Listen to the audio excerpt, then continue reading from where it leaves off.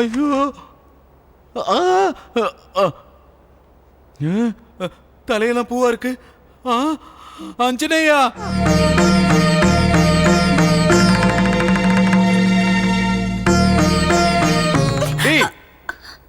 எனக்கு இப்ப தெரியணும் நேத்து ராத்திரி என்னாச்சு.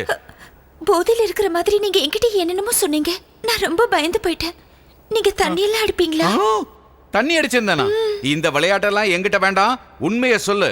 பால்ல ஏதோ கலக்கி கொடுத்து என்ன மயங்க வச்சு நீ என்ன பண்ண? ஐயோ, நான் ஒண்ணும் பண்ணல. அப்புறம் எப்படி குங்குமம் என் சட்டையில வந்தது? தலையெல்லாம் பூவா இருந்தது. எனக்கு தெரிஞ்சே ஆகணும். எனக்கு தெரியாதுங்க. உங்களை பார்த்துட்டே இருந்து அப்படியே தூங்கிட்டேங்க. ஓ, நீ தூங்கி போயிட்டல்ல? பொய் சொல்லாத. நான் ஒண்ணும் முட்டாள் இல்ல. எனக்கு எல்லாம் புரிஞ்சிருச்சு. நீ என்ன பலாத்காரம் பண்ணிட்ட. என்ன தொடாத. நான் சொல்றது கொஞ்சம் கேட்க மாட்டேன். உன்னை நம்ப மாட்டேன். காலேஜ்ல படிக்கும்போது காதலிச்ச ஒருத்தனை கடைசி நேரத்துல ஏமாத்தின நம்பிக்கை துரோகினி. ஐயோ, நான் யாரையும் ஏமாத்தல. நான் யார்கிட்டயும் பொய்யும் சொல்லல. பொய் சொன்னியா இல்லையான்னு நான் நிரூபிக்கிறேன். ராஜப்பன் வரட்டும், அரவிந்த் வரட்டும். நீ சொன்னது உண்மையா அவங்க சொன்னது உண்மையான அவங்க கிட்ட நான் கேட்பேன். அத நான் கேட்பேன். கேட்டுக்கோங்க. யார்கிட்ட வேணாலும் கேளுங்க. கேட்கதான் போறேன். அவங்க கிட்ட கேட்பேன். ஐயோ, எதை கேக்குறத பத்தி தான் பேசுற? இவங்க அம்மாவுடைய உடம்பு சரியாயிடுச்சான்னு இவகிட்ட கேட்டேன். இவ தெரியாதுன்றா. அதுக்காகவா இப்படி கத்தி பேசுற? நான் பயந்தே போயிட்டேன். டேய், பொம்பளை பசங்க கிட்ட பேசும்போது மென்மையா பேசணும்டா. அதெங்க முன்ன பின்ன பேசியிருந்த தானே. கங்கா, நீ வருத்தப்படாத. ஏமா ஒரு மாதிரியா இருக்கு? அது அவ அம்மாவை நினைச்சு அவ வீட்டுக்கு போகணும்னு சொல்றா. அதுக்கு என்ன, நீ போய் பார்த்துட்டு வாமா. நானும் அதே தான் சொன்னேன். ஒன்னும் அவசரம் இல்ல. உங்க அம்மாவுடைய உடம்பு சரியானதுக்கு அப்புறம் இங்க வந்தா போதும். அது எதுக்குடா? தூரம் ஒண்ணும் இல்லையே. எப்ப வேணாலும் அடிக்கடி போயிட்டு வர்ற தூரம் தானே இருக்கு. உன்னை பிரிஞ்சு என்னால இருக்க முடியாதுமா. அங்கதான் தங்கச்சிங்க இருக்காங்கல்ல. வேணும்னா ஒரு 2-3 நாள் இருந்துட்டு வாங்க. 2-3 நாள் போதும். அதுக்குள்ள விவரம் தெரிஞ்சிரும்ல. என்னடா விவரம்? அம்மாவோட உடம்பு சரியாயிடுச்சா இல்ல இன்னும் கொஞ்ச நாள் இருக்கணுமான்னு தெரிஞ்சிரும்ல. அது சரி. அப்ப நீ கிளம்புமா. மசா பிடிச்சு நிக்காம போய் குளிச்சிட்டு வாடா. சின்ன பிள்ளைன்னு நினைப்பு. இன்னமும் நீ இங்க இருந்தா சரிப்படாது. முதல்ல இந்த இடத்தை விட்டு போ. ட்ரெஸ்ஸை பேக் பண்ணு. போதும். இதுக்கு மேல ஒரு நிமிஷம் கூட இங்க இருக்க மாட்டேன். என் கையால நான் எத்தனை காடை முட்டை அவிச்சு கொடுத்திருப்பேன். என்னை ஏமாத்திட்டார்.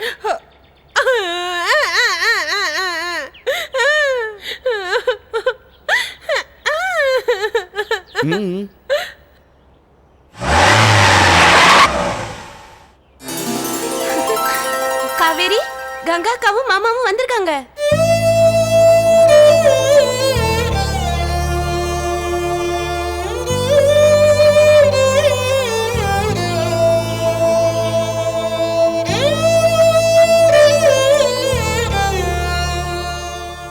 அக்கா, அக்கா வாங்க, 2 பேரும் உள்ள வாங்க. என்ன வெக்கப்பட்டு நிக்கிறீங்க? என்னக்கா முகம் ஒரு மாதிரியா இருக்கு? தம்பி என்ன கூட சேர்ந்து நீயே எக்ஸசைஸ் பண்றியா? தொடாத, நானே வரேன். வாங்கக்கா. அம்மா, யார் வந்திருக்காங்கன்னு பாருங்க.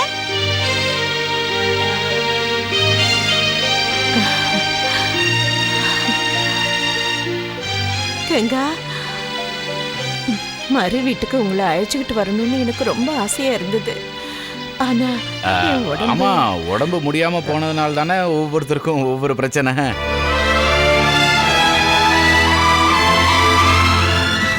நீங்க தான் இப்ப வந்துட்டீங்கல்ல, இன்னும் கொஞ்ச நாள் தங்கிட்டு போலாம். ஆமா, நானே இதை உங்ககிட்ட சொல்லலான்னு இருந்தேன். உங்க உடம்பு சரியாற வரைக்கும் இங்க தங்கலாம்ல. உங்களை பார்க்கணும்னு சொல்லி அழுதப்போ நானே சொன்னேன் உன்னை கொண்டு போய் விடுறேன்னு. அதுக்கப்புறம் தான் உங்க பொண்ணு சந்தோஷம் ஆனா. உங்க பொண்ணா? அதான் கல்யாணம் ஆயிடுச்சுல டார்லிங்னு சொல்ல வேண்டியதானே. பேசாம இருடி. அது மட்டும் இல்ல, கங்கா அங்க இருந்தா எனக்கும் நிம்மதி இருக்காது. என்னாச்சுமா, ஏன் அழுகுற? அது அம்மாவை பார்த்த சந்தோஷத்துல இருக்கும். அதான் ஆனந்த கண்ணீர்னு சொல்லுவாங்கல்ல. எனக்கு இப்ப ஒரு பிரச்சனையும் இல்லம்மா. இப்ப என் உயிர் போனா கூட எனக்கு பரவாயில்ல. என் பசங்களை அப்பா ஸ்தானத்துல இருந்து பாத்துக்கிறதுக்கு தான் ஒருத்தர் வந்துட்டாரே.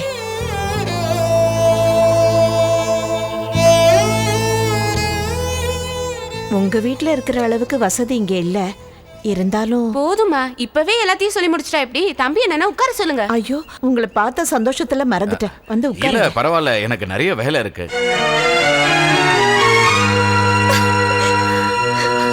நீங்க கிளம்பணும்னு சொன்னதும் அக்காக்கு மனசு கஷ்டமாயிடுச்சு போல இருக்கு. வந்து ஒன்னும் சாப்பிடல, அதுக்குள்ள கிளம்புறேங்கிறீங்க. இல்ல பரவாயில்ல, எனக்கு ஒரு முக்கியமான வேலை போயிட்டு இருக்கு. எப்ப வருவீங்க? வரேன். எல்லாரும் குற்றாலம் போகணும்னு பிளான் பண்ணி வச்சிருந்தோம். அம்மாக்கு உடம்பு சரியானதும் கண்டிப்பா போகணும். ஆமா ஆமா, கண்டிப்பா போகணும், கண்டிப்பா போகணும். அப்பதான் எல்லாருக்கும் சந்தோஷமா இருக்கும்ல.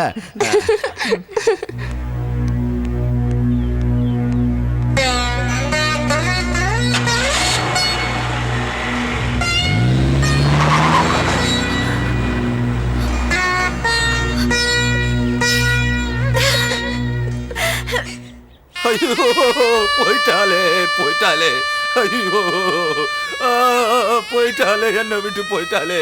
இந்த உலகத்துல எனக்கு இனிமேல் யாரு இருக்காங்க? ஐயோ வாத்தியாரே, சவுந்தி என்னாச்சு? போயிட்டாப்பா. இந்த லெட்டரை எழுதி வச்சுட்டு போயிட்டா.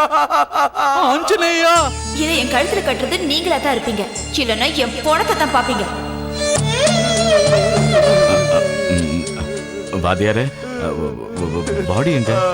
பாடி, பிளவுஸ், சேலை, பாவாடை எல்லாத்தையும் எடுத்துக்கிட்டு போயிட்டா. எல்லாம் போச்சு. அந்த புறம்போக்கு போய் சொக்கலிங்கல்ல அவளையே இழுத்துக்கிட்டு போயிட்டா. எனக்கு இந்த உலகத்துல சொந்தம் சொல்லிக்கிற ஒரே ஜீவ அவதான். இப்போ அவளும் என்ன தனியாக்கிட்டு போயிட்டா. எனக்கு வேற யாரு? வாத்தியாரே, கவலைப்படாதீங்க, நான் இருக்கேன்ல, கவலைப்படாதீங்க. பக்கத்து வீட்டுல பிரச்சனைனா வேடிக்கை பார்க்க வந்துருவீங்களா? போங்க போங்க, எல்லாரும் போங்க போங்க போங்க போங்க போங்க போங்க. வாத்தியாரே, அவ உயிரோட இருக்காளே, அதை நினைச்சு சந்தோஷப்படுங்க. எங்க இருந்தாலும் அவ நல்லா இருக்கட்டும்னு நாம பிரார்த்தனை பண்ணுவோம். வாத்தியாரே, குளிச்சிட்டு ஏதாவது சாப்பிடுங்க. எந்திரிங்க எந்திரிங்க. மச்சான், வாத்தியார் என்ன ஹைவேஸ்ல அடிப்பட்ட தவளை மாதிரி இருக்காரு. என் பொண்ணு போயிட்டா தம்பி. அவ்வளவுதானா? இந்த கூட்டத்தை பார்த்தோன்னே யாரோ மண்டைய போட்டாங்கன்னு நினைச்சேன். செவ்வந்தி சொக்கலிங்கம் கூட ஓடி போயிட்டா. ஓ, கையா? அப்பாடி, ஒரு பாரம் ஒழிஞ்சது. இல்ல, கஷ்டமா இருக்குன்னு சொன்னேன். கங்க்ராச்சுலேஷன்ஸ், நீ அவளை கொண்டு போய் வீட்டுல விட்டுட்டல. ஆனா அரவிந்த் கூட அவளுக்கு எந்த கனெக்ஷன் இல்லைன்னு அவ சொல்றாளே. கல்யாணம் நிச்சயம் ஆன அன்னையிலேருந்து அவ என்னையே தான் நினைச்சுக்கிட்டு இருக்கேன்னு சொல்றா. என்ன தவிர அவ வாழ்க்கையில வேற யாரும் வர முடியாதுன்னு சொல்றா. அதோட ராஜபங்கட்டியும் வரதங்கட்டியும் அவ எதுவுமே சொல்லலைன்னு சொல்றா. ஒண்ணுமே சொல்லலையா? கள்ளி. ராஜப்பனையும் வரதப்பனையும் வர வச்சு நேர்ல கேட்க வேண்டியதானே? ஒரு இடம் விடாம தேடி பார்த்துட்டேன், அவங்க எஸ்கேப் ஆயிட்டாங்க. அப்படின்னா அவ சரியான சதிகாரி. சிரிச்சு பேசி அவனுங்களையும் அவ குரூப்ல சேர்த்துக்கிட்ட சதிகாரி. அரவிந்தனை விட நீங்க ஒரு பெரிய புளியங்கொம்புல. இனிமே என்ன செய்யறதுன்னு புரியல மாமா. நீங்க கவலைப்படாதீங்க மச்சான், அவனுங்களை விட பெரிய சாட்சியா நான் கூட்டிட்டு வரேன். அரவிந்தன் அதுக்கப்புறம் தான் இந்த ஊர்லயே நான் கால் எடுத்து வைப்பேன். ஏய், வண்டி எடுறா. அப்புறம் வடி செலவுக்கு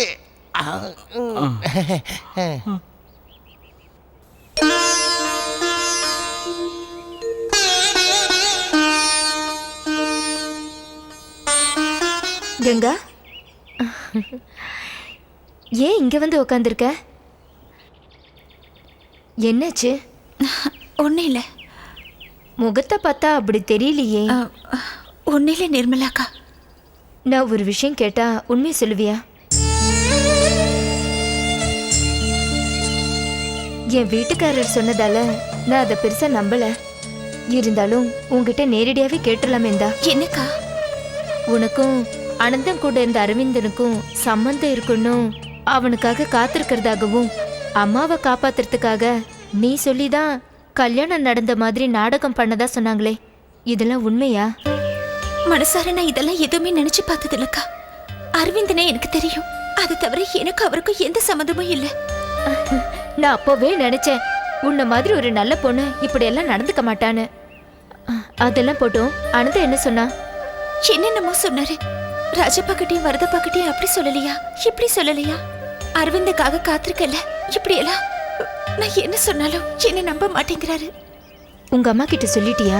இங்க இருக்கிறவங்க யாருக்கிட்டையும் நான் இதை பத்தி சொல்லல. இப்ப நீ என்னம்மா முடிவு பண்ணிருக்க? என்ன பண்றதுன்னு எனக்கு எதுவுமே புரியலக்கா.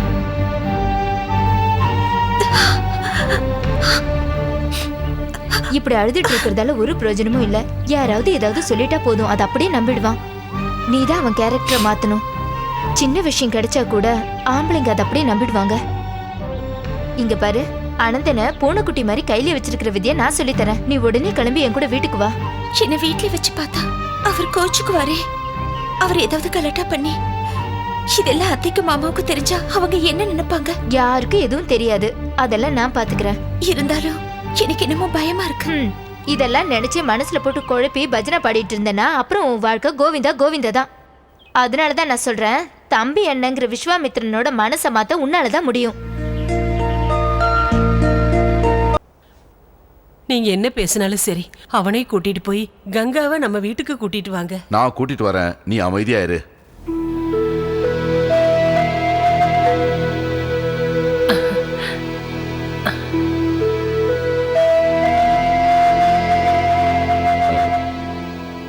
அனந்தனை நான் பார்க்கணும்னு தான் வந்தேன்.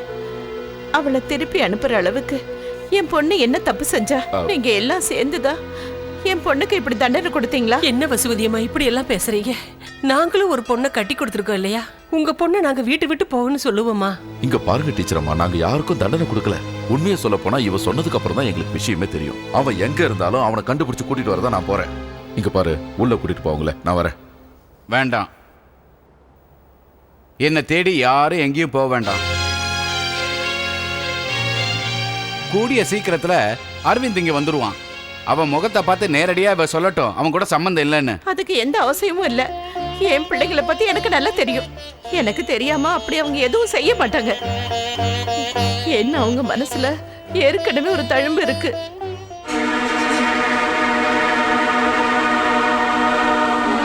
அனந்தனோட மாமா வந்து சொன்னாரு, நாங்க நாடகம் நடிச்சு சொத்தை ஏமாத்த பாக்குறோம்னு. உங்களுக்கு தெரிஞ்சுதான் அவர் அப்படி சொன்னாரா? அப்படி யாரோட சொத்தையும் தட்டி பறிக்க வேண்டிய அவசியம் எங்களுக்கு இல்ல. வீடு அரண்மனை இப்படி எதுவும் இல்லைனாலும் மத்தவங்களுக்கு கொடுத்து பழக்கிற ஒரு நல்ல குடும்பத்துல இருந்துதான் நான் வந்தேன். யாரையும் மயக்கிறதுக்கு நான் என் பிள்ளைங்களுக்கு கத்து கொடுக்கல. உங்களை நல்லவரை நம்பிதான் என் பொண்ணுக்காக உங்ககிட்ட தாலி பிச்சை கேட்டேன். ஆனா இப்படி ஒரு பழி வரும்னு நான் கனவுல கூட நினைச்சு பார்க்கல. எதுக்காக இப்படி எங்க மேல ஒரு பழி போட்டீங்க? இதை விட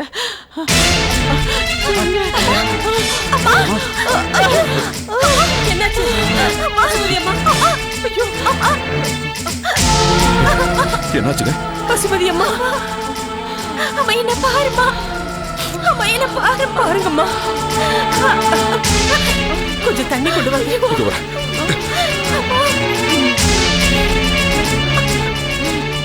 பசுபதி அம்மா, அம்மா என்னங்க பாருங்க, அம்மாக்கு என்னாச்சு?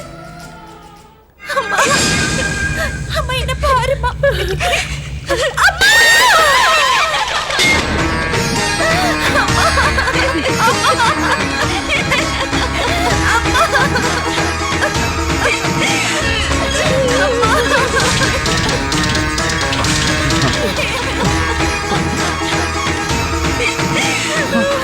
சந்தோஷப்பட உனக்கு? ஏன்டா இப்படி ஒரு பாவத்தை பண்ணிடு? பேசாத பேசாத, போயிடு.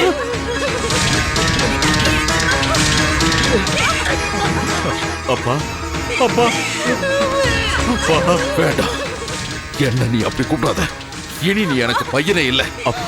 போதும் போதும்பா, உன்னால பட்டதெல்லாம் போதும்.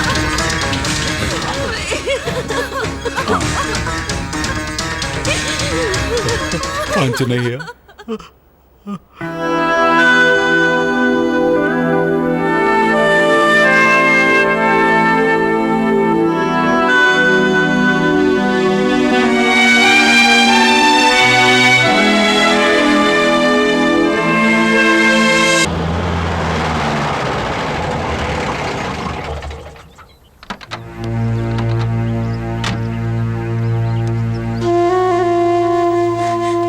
சிந்து அக்கா, அக்கா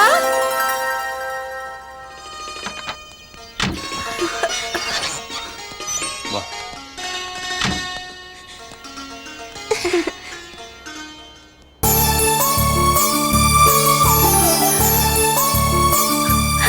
அக்கா, அம்மா, அம்மா நம்மள விட்டுட்டு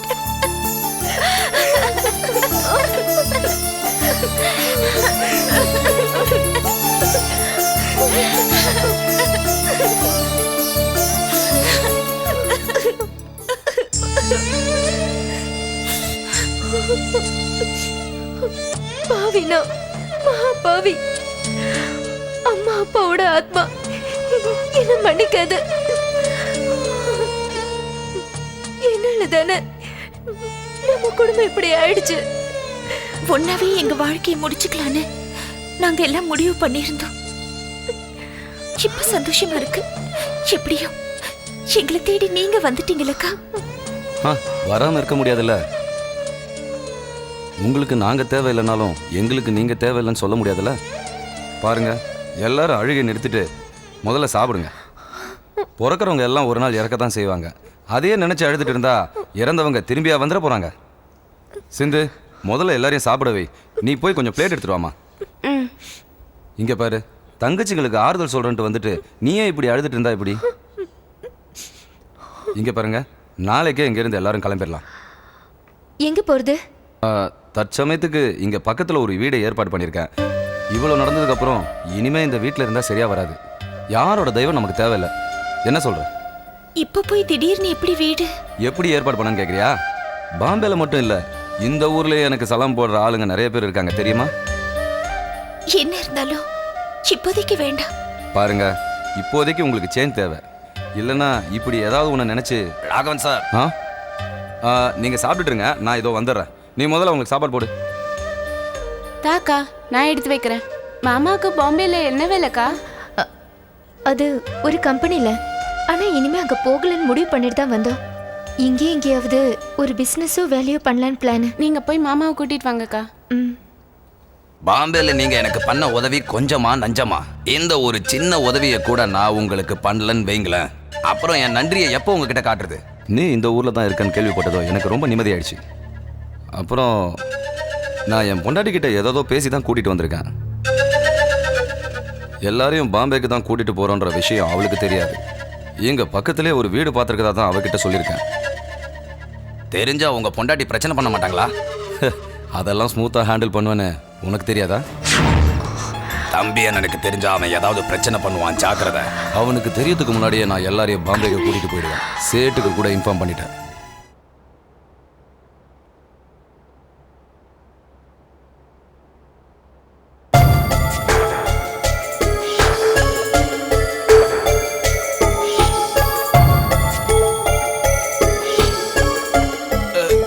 தம்பி என்ன எங்களை வெறுத்துறாதீங்க. நாங்க பண்ண தப்புக்கு நீங்க என்ன தண்டனை கொடுத்தாலும் நாங்க ஏத்துக்கிறோம். நீங்க இல்லாம இனிமே எங்களுக்கு வாழ்க்கையே கிடையாது.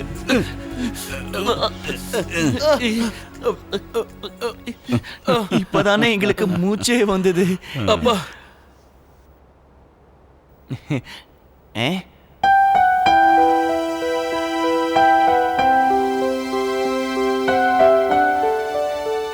நான் கங்காவோட அக்கா. நான் கொஞ்சம் பர்சனலா உங்ககிட்ட பேசணும். உட்காருங்க. நான் உங்ககிட்ட ஒரு உதவி கேட்டு வந்திருக்கேன். என் தங்கச்சிங்களை நீங்க தான் காப்பாற்றணும். என் வீட்டுக்காரர் அவங்கள பாம்பே கூட்டிட்டு போக முடிவு பண்ணியிருக்காரு. காரு பங்களான்னு அக்கா பாம்பேல சந்தோஷமா இருக்கிறதா தான் என் தங்கச்சிங்களை என்னை பத்தி நினைச்சிருக்காங்க. நிம்மதியா தூங்குறதுக்கோ இல்ல கத்தி அழுறதுக்கு கூட சுதந்திரம் இல்லாம இருக்கு.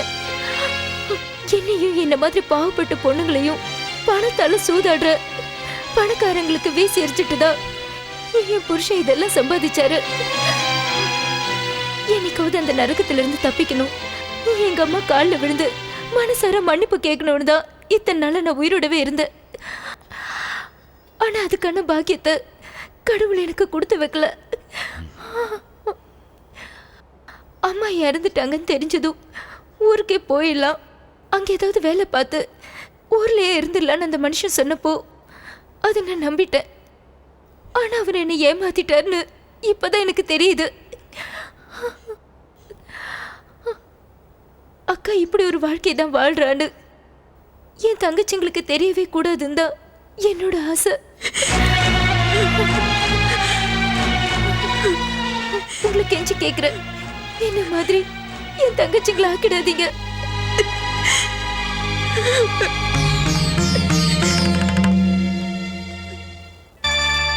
என்னடி சில மாதிரி நிக்கிற? சொன்னது காதல விழ.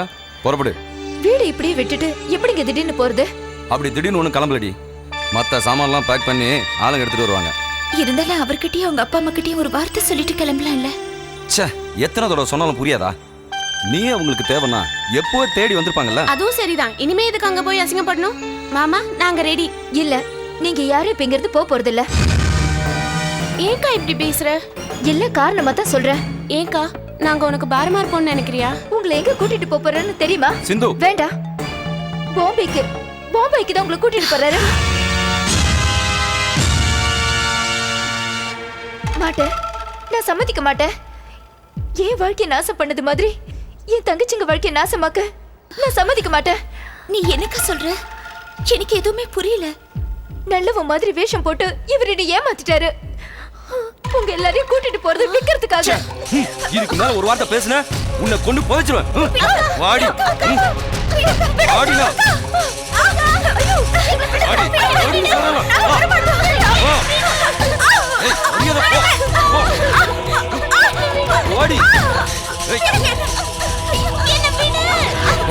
ஏய், அவங்க வண்டி ஏத்துறா.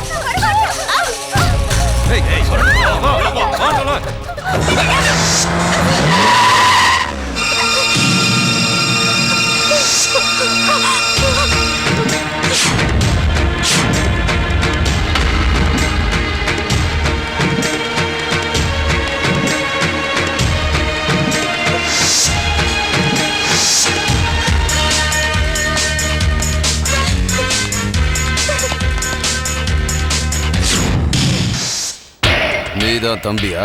இல்ல, தம்பி அண்ணன். அவளை விடு. இல்லைன்னா நிர்பந்தமா அவளை வண்டியில இழுத்துட்டு போக அவ என்ன மாடா ஆடா? இந்த தாதா வேலையெல்லாம் இங்க வேண்டாம். அவளை விடு. அத சொல்ல நீ யாரா இவளுக்கு? அம்மா கூட பிறந்தவங்க பொண்டாட்டி எல்லாம் விக்கிற உன்கிட்ட அத சொல்ல வேண்டிய அவசியம் எனக்கு இல்ல. அவளை விடு. ஆஞ்சநேயா.